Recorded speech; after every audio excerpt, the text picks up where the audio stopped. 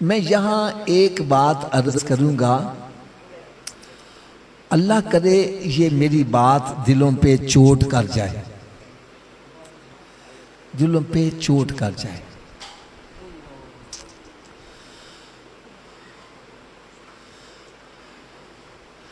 हदीस मुबारक में आता है कि जो बंदा जिससे मोहब्बत करता है उसका जिक्र भी कसरत के साथ करता है। बात समझ आइए, जो जिससे मोहब्बत करता है उसका जिक्र भी कसरत के साथ करता है। तो जिस बंदे को मेरे आका सल्लल्लाहु अलैहि वसल्लम से जितना ज्यादा प्यार है वो सरकार का जिक्र भी उतना ज्यादा ही करता है। अब मैं एक इशारा करने लगा हूं, समझने वाले समझ जाएंगे। ये नात पढ़ना किसका जिक्र है? थोड़ा सा ऊंची आवाज से बोलो यार। ये नात शरीफ में सरकार की सना की जाती है, सरकार की तारीफ की जाती है, सरकार का जिक्र किया जाता है, ऐसे ही है ना। अब बंदे के अंदर मोहब्बत सरकार की कितनी है, उसके सामने सरकार की नात पढ़ना शुरू करो।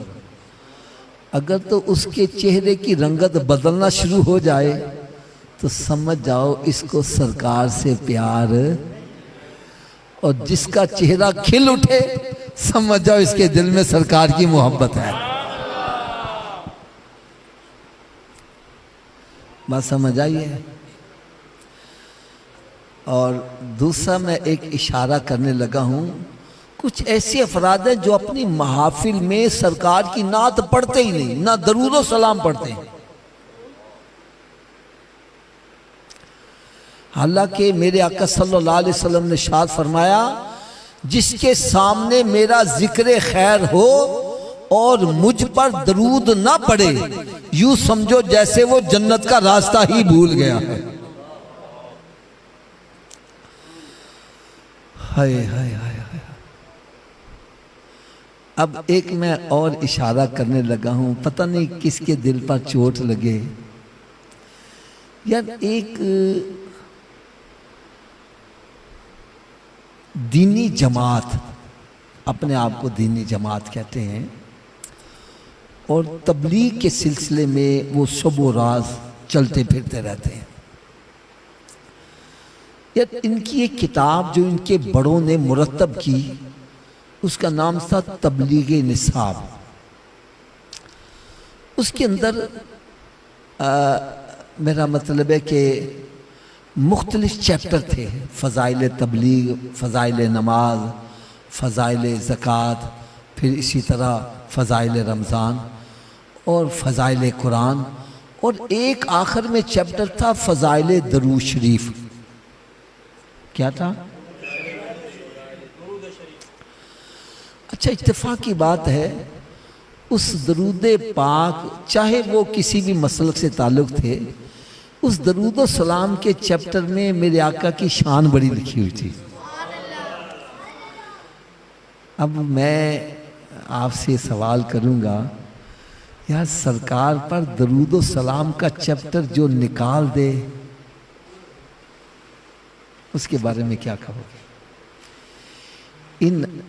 अब मैं ज़ुबान से अल्फाज क्या अदा करूं, इन्होंने उस किताब का नाम फ़ज़ाइल आमाल रख दिया, फ़ज़ाइल तबलीग की बजाय, और उस पूरे चैप्टर के अंदर से दरूद व सलाम का पूरा चैप्टर ही निकाल दिया।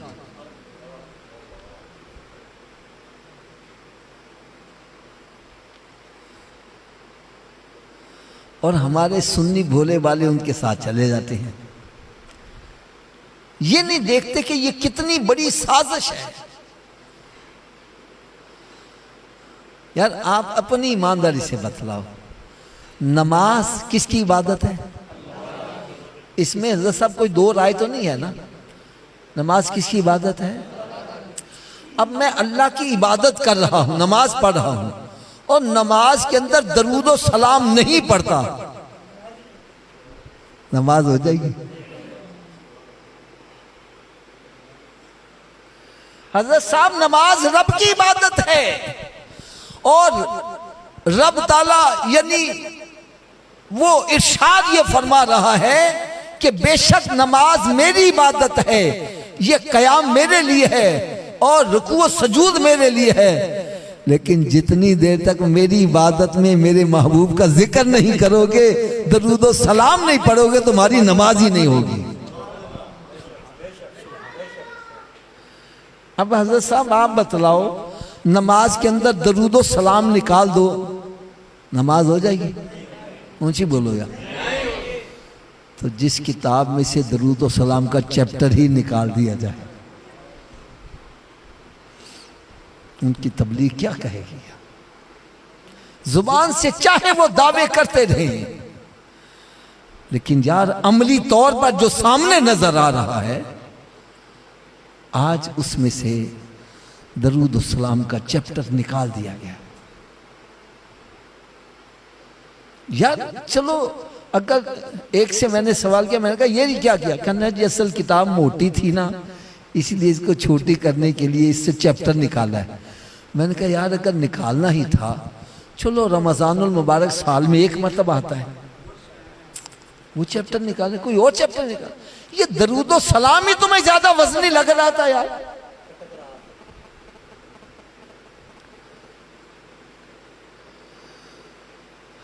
और अगर सच्ची बात मुझसे पूछो तो हजरत सैयदना उमर फारूक रज़ी अल्लाह ताला अन्हु, क्या मैंने नाम लिया जी?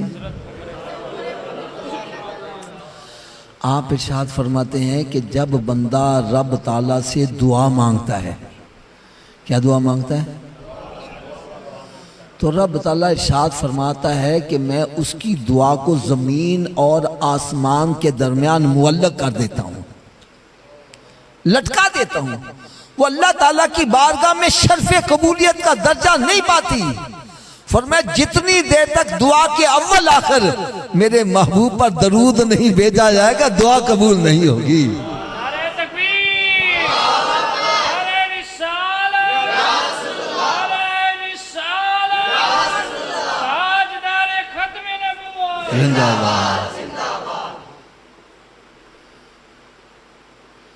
अब इसमें हिकमत क्या है? रब ताला इरशाद फरमाते हैं कि मुझे अपने महबूब से भी प्यार है और महबूब के जिक्र से भी प्यार है। महबूब से भी प्यार है और महबूब के,